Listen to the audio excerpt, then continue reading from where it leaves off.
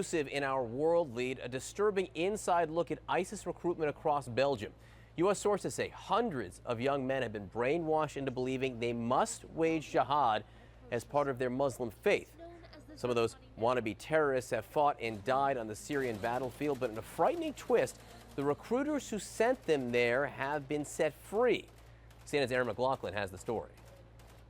Photos from Sabri Reflah's 18th birthday, a family trip to celebrate one of his mother's happiest memories before he went to Syria. We don't know what's happened in Syria, but we are sure with what's happened with us and Sabri when he was here. 8 months after that trip, Zalia Ben Ali says her son became radicalized.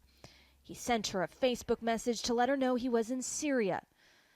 Then came a chilling phone call.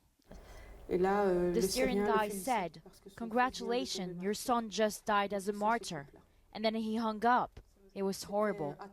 When I heard about his death, I felt like I died myself. Ben Ali says her son was the happiest of her 4 children. She didn't know the most dangerous jihadist recruitment network in Belgium had approached her son. It's known as the Zarqani Network, made up of veteran jihadists and recruiters. Some would go on to carry out the terrorist attacks in Paris and Brussels. Authorities have prosecuted more than 60 recruiters and foreign fighters. One of them was Sabri Reflah.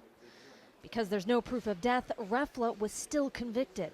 His recruiters were also declared guilty. As you see here, the judge allowed them to walk free pending their appeal. CNN tracked down one of the recruiters to his home address. This is the neighborhood of one of the recruiters convicted alongside Reflah. Reflah's mother says her son called him from Syria pleading. Reflah wanted to come home. The recruiter said no. We're here to ask him why. We ring the doorbell. His mother answers. She screams at us to leave her alone. As we walk away, the recruiter appears and confronts us. His words are not welcoming. He refuses to talk to us on camera. Belgian authorities tell CNN they have not notified residents that a convicted jihadist recruiter is living in their midst.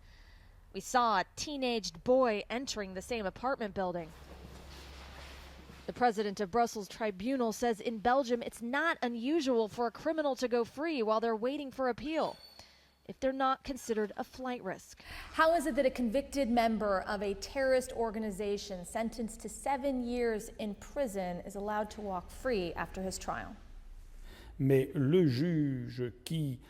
judge assessed that this man's behaviour was good throughout the trial, and this decision of the judge needs to be respected. For Reflah's mother, the fact that her son's recruiters are free while he's dead is too much. She says it's as if he's died twice. I don't really believe in human justice, but in God justice. And he will pay, not here, but by God. And I just want to tell him that my son didn't have a second chance like him. Aaron McLaughlin, CNN, Brussels. All right, thanks to Aaron for that report.